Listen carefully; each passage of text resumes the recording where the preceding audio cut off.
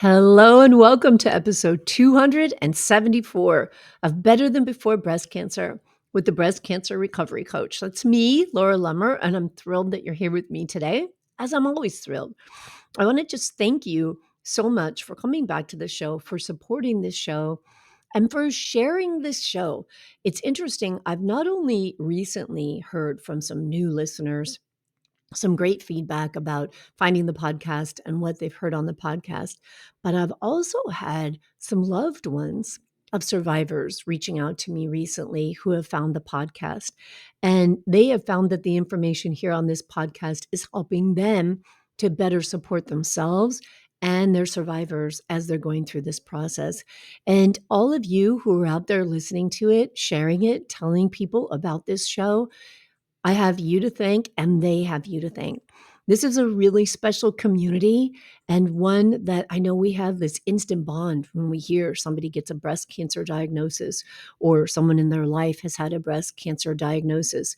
And we just identify that with that on such a deep level and want to extend support and care towards them. So I thank you for doing that. I thank you for caring enough about yourself to come every week, twice a week, to get more information to support yourself and for sharing the show with others.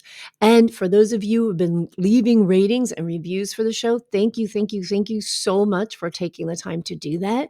And if you are a listener who enjoys what you hear on this podcast, if you get something from the show that benefits you, it would mean the world to me if you could take a moment and just scroll on down to wherever you're listening to this podcast and leave a rating, leave a review, follow the show, like the show, whatever it is on your platform that helps the show get more exposure to other people that may need to hear it. All right.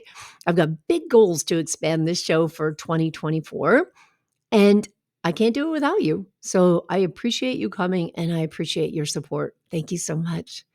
And speaking of big goals, 2024, what the heck? What the heck am I talking about? It's September already, right?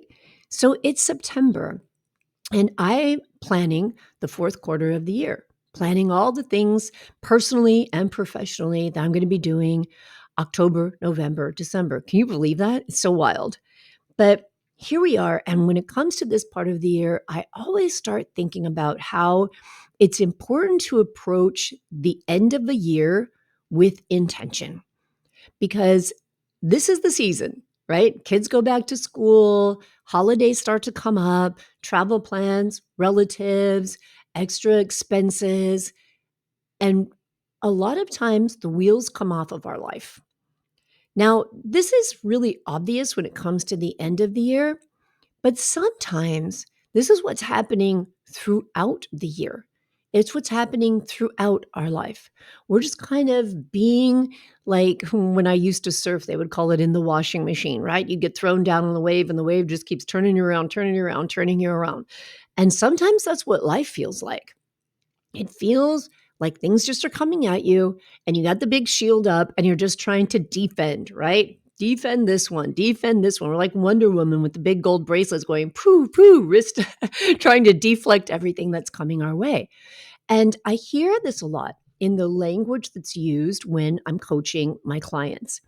I hear oftentimes statements like, I really don't want that to happen, or I really do want this to happen, or I don't know if that's going to happen, or things just keep happening. So listen when I say that, listen to that language and ask yourself, how does that sound? Does that sound like you have control over life? Does that sound like you're living very intentionally? Or when you hear statements like that, does it sound like you're in the washing machine? Like life is coming at you and you're just doing the best you can to keep your head above water. And that's pretty much what it means, right? When we have this thought of, I don't know what's coming, I don't know what's going to happen, or I'm looking forward to something, I really want something in my life, or I really want to avoid something in my life. And then we just let that thought kind of fizzle out. We let that thread just drop, and then that's it until the topic comes up again and we say, "Oh, I really want to do that." So I'll give you a handful of examples that I hear about all the time. I hear about, I really don't want to go through cancer again, right? This is a popular one. I really don't want to have a recurrence. Okay. I hear things like, I don't want to end up like my parents. A lot of people are watching aging parents. They're seeing what is happening, the changes in their parents' health and in their parents' lives. And they're saying, that's not the quality of life I want for myself as I age. I hear people say, I've gone through this. I see my life differently now. I really want to create something, right? I want to pursue something that I love, something that's really meaningful to me. And then the thread just drops. I frequently hear how much people want to change their lifestyle, how much they want to embrace healthier practices. And it's almost like a dream, right? As if we're staring off into space saying, wow, really wish that would happen.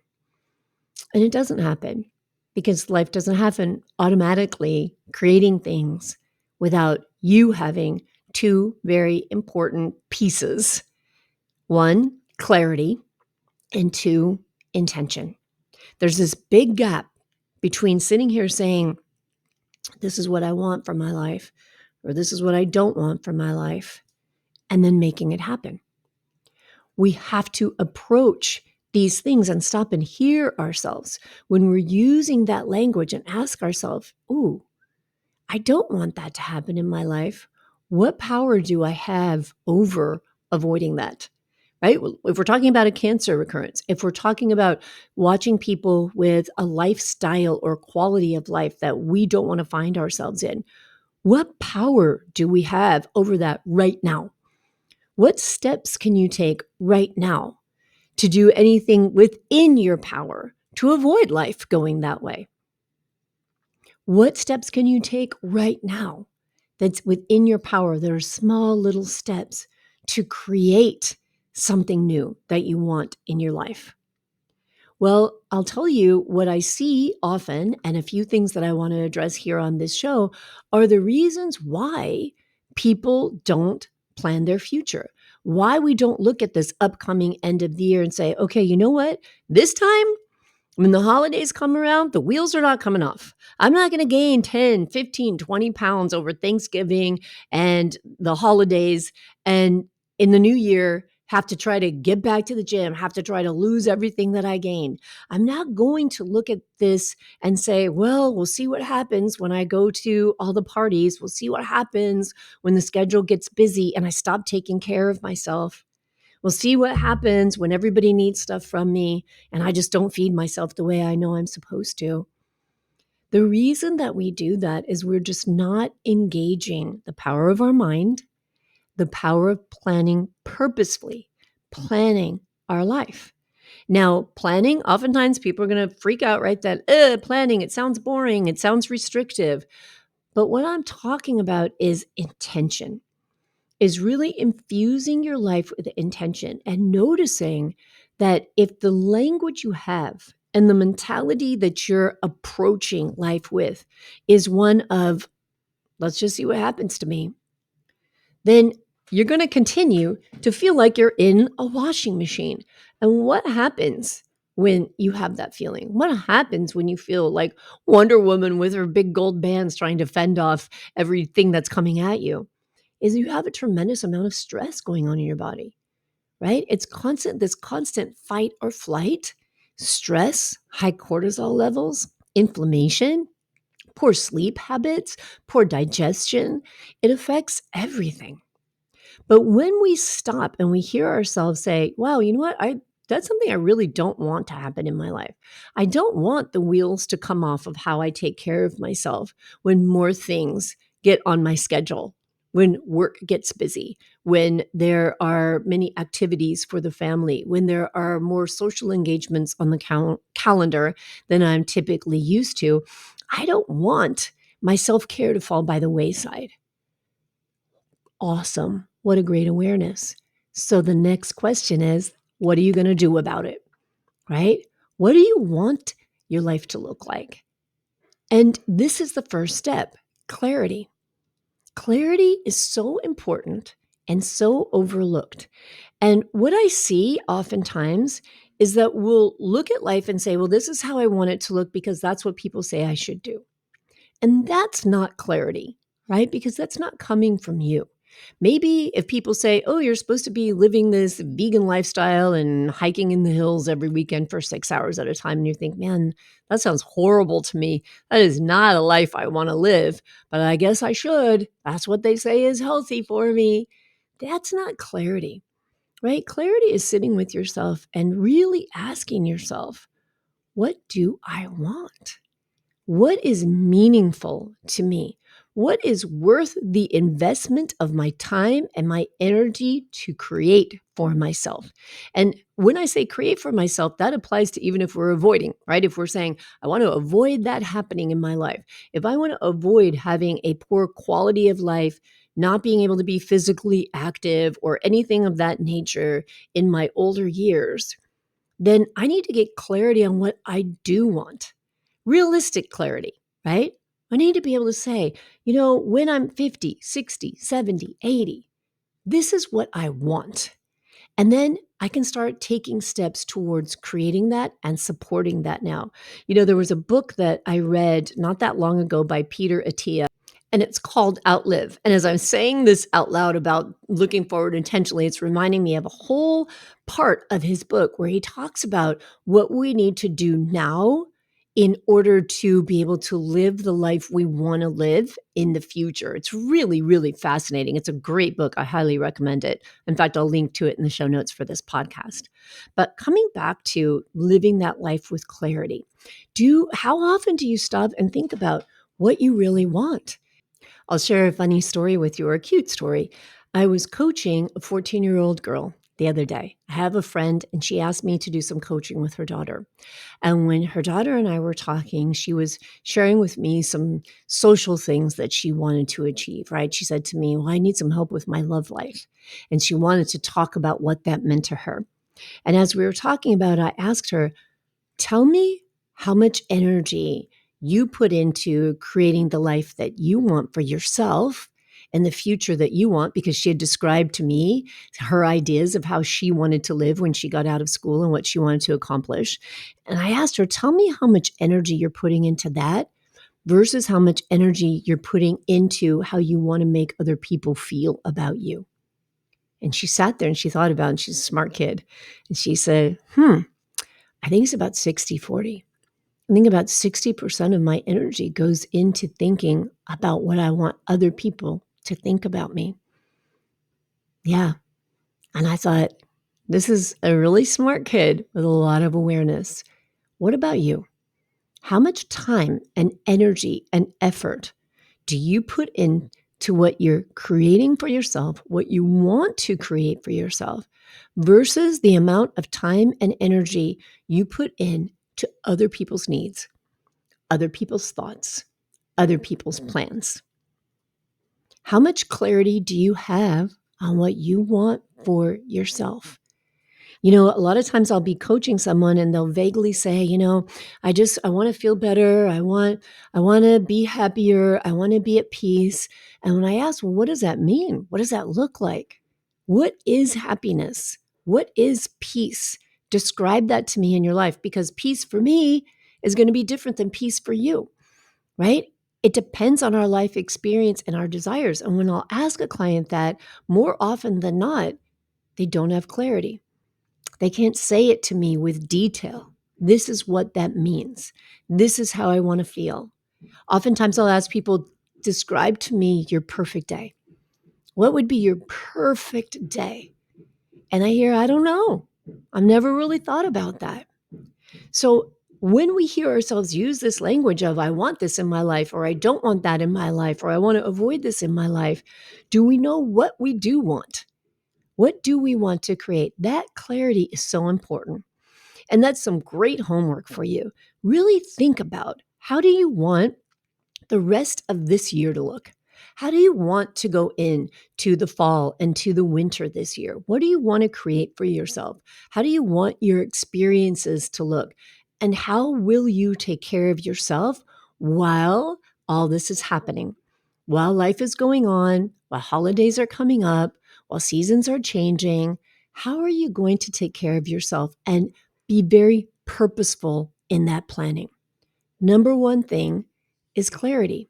So I'll hear people say to me, things just got busy and I'm just not taking care of myself. Well, this is, again, we're in the washing machine. Things just got busy and I just didn't take care of myself.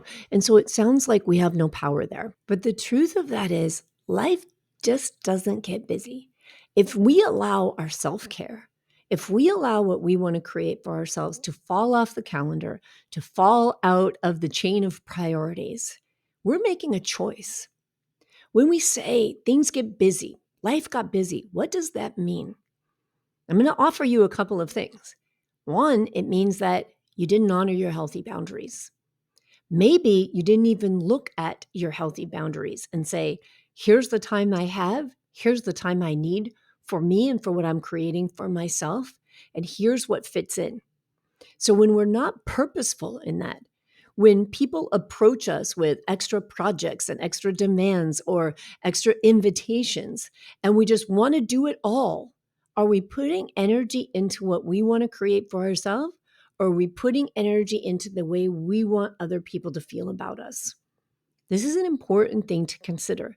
And if you don't have clarity on what you want, if you're not really committed to it and think, this is what I know I want for myself, and this is a priority for me, I'm going to intentionally focus on this thing. And no matter what, I'm going to honor that, the time that I set aside for it. And then the calendar might be more full than usual. You may have more things on it, but you don't fall off. All right. What you want and what you want to create doesn't fall in the bin of, I'll get back to it in January. And why is it important that I'm talking about it now when it's just barely September? Because if you don't think ahead like that, you're going to find yourself in the washing machine. If you don't start to consider it now, and find that nice place of calm where you can sit and think, how do I want this to look? And how do I want to take care of myself? Then you're going to find yourself in the midst of it, just churning, right? What's that frog thing, frog in the milk or something, and you're making butter? And I don't want you to be that frog. All right. That's why we're talking about this now. So, number one, clarity. What do you want for sure? And then number two is intention. I keep using this phrase, purposeful. In my membership and with my clients, I talk a lot about purposeful planning your life on purpose, creating what you want because you know what you want, because you're committed to what you want, because you find joy in what you want, even if that's just taking care of yourself. I want time to take care of myself. What a joyful place to be. You've got to be intentional about that. And so let's talk about why. What are the common reasons? If you're sitting there saying, I know, like I've tried to do that before, but it just hasn't worked, right? Every year this comes up and I tell myself I'm going to take good care of myself and then I don't. Listen to the powerlessness in that statement, right? No matter what you're going through, if you're in treatment, if you're out of treatment, if you're building a new business, if you're building a new life, whatever it is that you're going through, when you hear yourself in that powerless place, stop. Here are some of the top reasons why we don't step in and purposefully plan our future and why we sit back and say, I don't know why that happened. If we sit and think about it, a very big factor is often the fear of failure. We don't like failing at things because we don't like the word failure. And we look at failure as if we're some kind of a big loser. One of the kids walk around with making that little L shape on their forehead, right? But failure is part of a journey. Trying things out, taking little steps, working through the process of changing the way you think, of changing the way you eat, of changing the way you move your body, of changing the way you interact in your relationships, of changing your life by creating a business or changing a job. All of that is a process. We're rarely ready. We don't sit there one day at work and say, you know what? Today I just realized that this job just isn't serving me anymore. I'll quit. Oh my God, no. We've got so many thoughts to work through, right? What do you want to do? What would fulfill you? What would bring you joy? What don't you like about this job? We've got to start asking ourselves more questions. And when we ask ourselves questions, we can see that there's a process we have to go through to figure things out. And along that process, we may make good choices. We may make choices that don't turn out the way we thought they would. But if we label them as failures in the sense of, I'm such a failure, I'm such a loser, then we're going to avoid being purposeful. Because if people say, I want to create a healthier lifestyle, but then they're afraid, well, what if I can't do it? People will judge me. And I've heard this before. I've heard people say, well, I've tried, before to follow a health plan and it always falls off. So I don't want people to think that I'm just being flaky again. And so they don't start doing the things they want to do to take care of themselves. Do you see where we're putting that energy into trying to manage someone else's feelings and expectations rather than putting that energy into creating what you want for yourself? So the fear of failure is something that can be so paralyzing. And it just immediately, when people start to make a plan, it's like their brain goes to the end of the plan. I'm going to make a plan. And at the end of that plan, I'm going to look like Miss Super Fitness competitor. Oh crap, I can't get there from here. I'm totally going to fail at that. Forget it. Right? Instead of, this is the change I want to make. What's the first small step I can take towards that process?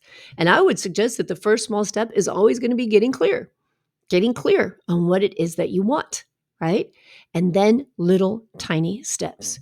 So asking yourself, what do you think of failure? What do you tell yourself about failure? What will you make something mean about you if it doesn't happen the way you think it should? So we attach our sense of value and self-worth on these tangibles, on these tasks, on if I decide this and it doesn't work out. I hear oftentimes, this is a really big statement that I hear, I don't want to make a bad decision. How do you know what a bad decision is? Well, you only know if you make a decision and then you don't like the outcome. But if you make a decision and it's informed and you've tuned into your own intuition and you believe in the moment that that decision is the right thing for you, then it can't be a bad decision. Even if you're not happy with the outcome, it was just a learning experience. And so really giving some thought to what you tell yourself about what you fear. That if I try something, if I create something, if I avoid something, that this is what it means to me. And this is what I'll make it mean about me, like literally about you as a human being. What do you tell yourself about that? And working through those ideas can be a big factor in taking intentional, purposeful steps forward. And in line with that, in line with taking small steps, another reason why people don't purposefully plan is that it's overwhelming. We sit down and say, I've got to fit all the things in, do all the things for all the people. Oh my God, I don't even know where to start. I think I've referred to this before on previous podcasts, but it's like overwhelm is the mosh pit, right? And I live in Southern California. So for those of you who've been to Disneyland, you know what a Disneyland line looks like, right? And for those of you who've been to any amusement park, I'm sure you know, but it's a long line, very orderly. They've got a sign up at the end that tells you how long your wait's going to be in that line. And when it comes to looking forward in our future, and purposefully deciding what we want for our life, those small steps forward are what gets us in the Disneyland line and out of the mosh pit.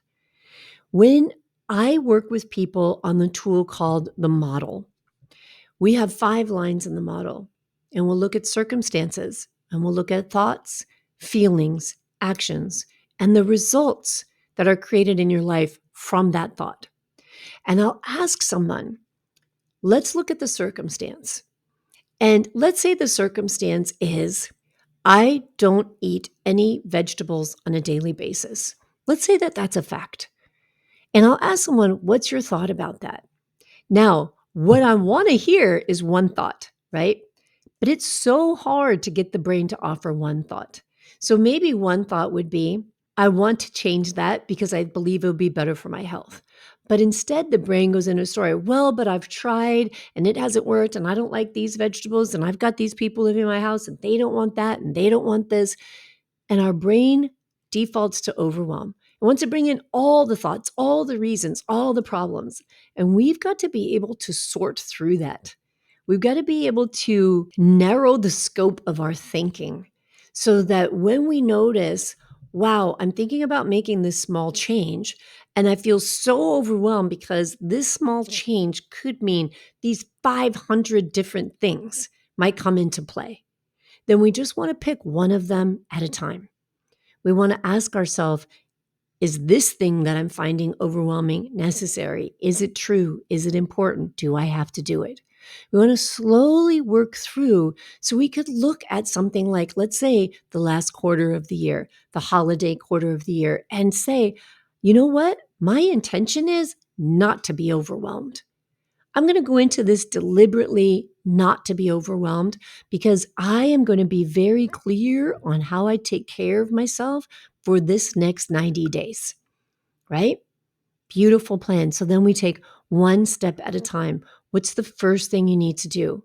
What are the things you need to look at on your life to-do list and say, this thing's going to have to wait. This doesn't fit in. There's only so much time in a day. All right. So we fear that we're going to try something and it's not going to work out and people will judge us, or even worse, we will judge ourselves. And we feel overwhelmed at the idea of stepping in and creating an intentional plan for how we want our life to look. So we're going to slow that down, write it all out, a big ass list of everything that needs to happen, and just pick one out at a time, one out at a time. The third reason why people don't put energy into purposefully planning their future for themselves is a lack of self-belief. There's so many times when we believe we can't do it, right? We tell ourselves right off the bat, that would be awesome, but I can't do it because I have, and then we go into the list of things that we have in our life that prevent us from creating the life we want. But what's the truth there? It's a lack of healthy boundaries. If you are saying you want something in your life, it's important to you, it's meaningful for you, you're clear on why you want to have it, but then you tell yourself, I can't because of all these reasons. I encourage you to look at what fear is underlying that, what overwhelm is underlying that, and what lack of belief in yourself and the ability to construct the boundaries that you need to make that happen. What is existing there, right? Because those three things are always going to be players. If you're not intentionally and purposefully deciding what you want in your life, think about that. Fear, overwhelm, and do I believe I can do this for myself? So those may be three roadblocks when it comes to purposefully planning your life, but let's talk about three benefits, all right? One, I've mentioned, I don't know, 100 times already. One benefit of planning on purpose is clarity. Imagine the feeling, like truly imagine, as I'm saying this, think for yourself, how nice would it feel to be clear on what I want for myself over the next 3 months, over the next year, over the next week, over the next day? Sometimes it's just a day, over the next hour. Where can you start developing clarity? Because having clarity is a benefit in and of itself. Feeling clear on where you want to move to, it helps this uncertainty and self-doubt to fall by the side, because when we have this pathway, and again, it can be as short or as long as you want. If 3 months sounds like that is way too much to think about, you can do a week, you can do a day. But just thinking about the next part of your future, how clear will I be on it? And then think to yourself, how will that feel? How would that feel to be really clear? How would it feel to not wake up in the day and say, well, let's see what's going to happen to me today, but to go into your day with intention for what you want to create? What happens there is the second benefit, motivation. You feel motivated. When you have clarity and you know you want to create something, you feel motivated to stay focused on it, because it's hard to be motivated. It's hard to be driven if you don't even know what you want, right? If you don't know how you want something to look, if you don't know what results you want to create, how in the world do you feel motivated to do it? When you want to create a healthier lifestyle, what does that mean? What is the result that you want? Some people say lose 10 pounds. And as you know, I would encourage a goal that's different from a number on a scale. I want to feel energetic. I want to be able to walk this far. I want to be able to take my kid to the zoo and not be exhausted. I want to be able to take my grandchildren to whatever event and not be exhausted, have the energy to play. Like, really think about what is a motivating end result. So when you have that clarity, you think, this is how I'm going to feel when I get there. This is how meaningful it's going to be mean to me when I get there, right? That's so much more powerful than just a number, whether that number is a body weight or a financial goal. Let's think about how you feel and how your life will be when you create that result. So you're planning purposefully, you've got clarity, you're feeling motivated because of that clarity, and you know what that gives you. It gives you the benefit of a sense of control over your life and your future. Now, you may stop me right there and say, what the hell? I can't control life. Life just happens. And you're absolutely right. And so I like to say it gives you a sense of flexible control. You know what you want, you have clarity on it, you're motivated to achieve it, but you're realistic and you know life gets in the way. If you don't go into something knowing that life is going to get in the way, then when life does get in the way, which 100% of the time will happen, then what you want will fall off the tracks. The wheels will come off that wagon and you go right back to your old conditioned behaviors. So recently, I was coaching this woman who wanted to create an exercise program. And as we started to work on her exercise program, she was doing really well, and then she got sick. And then she got back up. She started to recover. She started her exercise program. She got sick again. And so we were working together for a specific number of weeks for her to accomplish her goal. And what I told her and what I thought was so beautiful was that this happened while we were working together. It was fantastic that she got sick while we were working together because I could coach her through those thoughts and she could support herself through the very real experience of life getting in the way without losing sight of that result she wants to create. She was still very clear on what she wanted to create. And what we learned during that process was you can hold on to what you want to create. You can be intentional about it. And you can also hold space for life to happen so that you don't get stuck in this ridiculous perfection cycle that if it isn't perfect, we can't do it. There is no perfect, right? So the sense of flexible control we have over our life is knowing this is the path I'm on, but it's more like a slalom than it is like a straight ski slope, right? There's going to be things we're going to have to move and ditch and dodge, and that's how life works. But there's still a sense of control if you have clarity and if you are focused and committed to putting your energy and intention into moving forward one small step at a time, regardless of what gets in the way, right? Life is going to be life. And there's nothing we can do about that. We'll get cancer diagnoses. We'll get unexpected work meetings. Things will happen. Flat tires will happen. Computers will crash. These things will happen, and they're a part of life. But as long as we've got this vision, we've got clarity, we've got motivation to achieve it, and we know the small steps we're going to take towards it, the timing of those steps may have to move around, life. But if we stay focused, we're going to get there. All right. We don't just sit there saying, this is what I want, this is what I don't want. And then it just is like a wisp of smoke that goes out into the universe and never manifests. We got to have that energy. So, how? How do we do this? How do we plan? How do we get clarity? What are some tools that you can use to be very purposeful? I'm going to give you two super simple. You're going to hear them. You're going to say, Jesus, really? I hear this all the time. Really? This is nothing new. And you're right. So I want to offer to you, if you hear this all the time and it's nothing new because everybody says it and everybody's been saying it forever, maybe because it works. Maybe because it's important. And so I always love this when I'll talk to a client and they'll say to me, yeah, so-and-so said this, right? And it was just this really simple step to change something in their life. And then they go on and they continue to talk and I say, well, hold on, come back. If that specialist told you to do this thing, did you do it? How did it work for you? Oh, no, I didn't do it. Because they thought it sounded too simple, right? Too mundane. Everybody says that. We got to give some value to that, people. If everybody says it, there's probably a reason why. So these two tools that I'm going to share with you, you've heard me talk about them on the podcast before. If you've listened to any other podcasts about self-improvement and life coaching and self-support, you've heard it there too, because it works. So I wanted you to ask yourself when you hear me say these two things, have I ever really tried this? Have I ever really put some intention into this? Or have I always just poo-pooed it and said, yeah, everybody says that?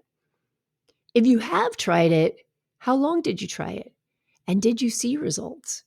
Because I'll hear people say, oh, yeah, I tried that. And you know what? Things did start to go really well for me. And then I just kind of fell away from it. And that's okay. But remember what worked for you. And remember that it has power. So what are the two things? One, you want clarity and intention?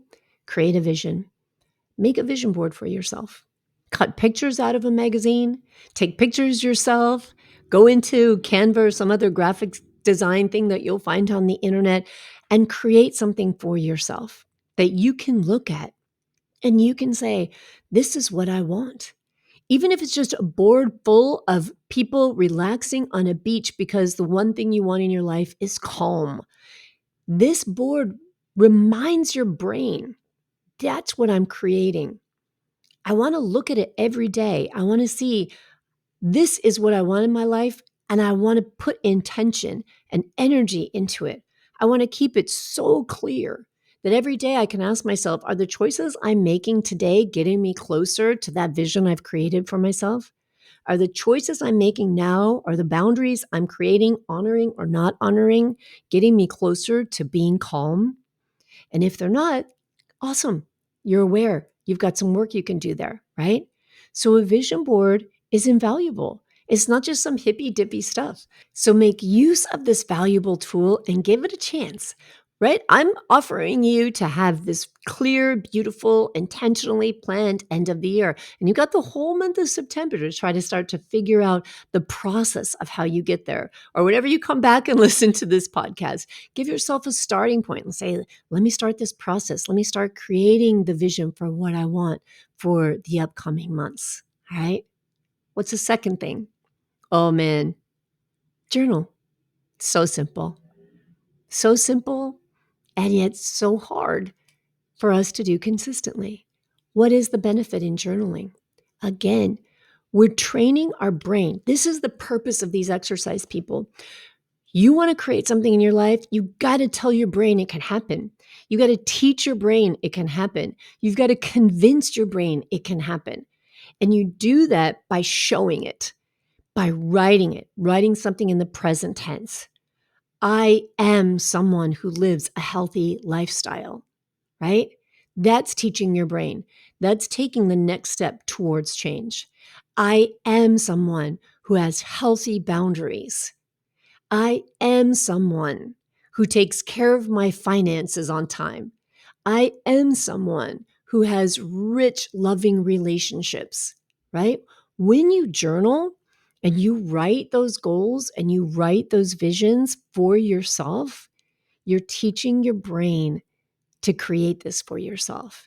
It works. That's the reason why you hear it all the time.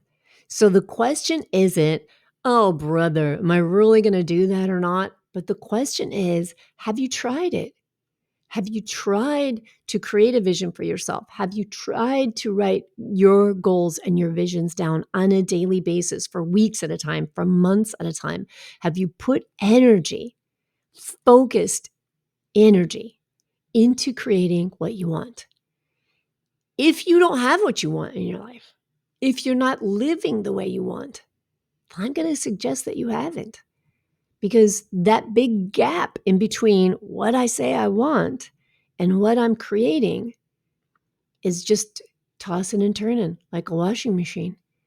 unless you throw some intention in there and straighten it all out and start creating a path towards what you want to create. So I want you to be able to take a nugget from this that's really going to help you as you move forward in these next few months. So I'd love, after you listen to this, plan some time for yourself to sit down and write out what you want for the end of the year. Get some clarity for yourself. Notice what you want for your life. Notice what you want to do tomorrow or next week in whatever tidbit it makes sense for you. Take some time to sit down and to intentionally plan that specific period of time and the result you want to create.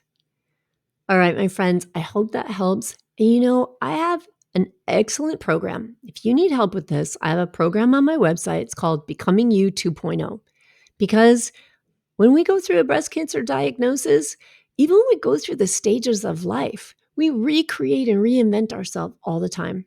In this program, it's a really powerful 8-week program. In each week, you're going to get a question and an action guide that's something for you to work on for yourself to really get clarity on what you want and on why you're choosing what you're choosing now. This program helps you to look at how you are benefiting from not getting clarity and not putting intention into the things you want to create for yourself and how you can change that, right? Because our brains are so tricky and subtle that we may not even think we're benefiting. We may think we're stuck when we're actually making a choice because it feels comfortable to stay here.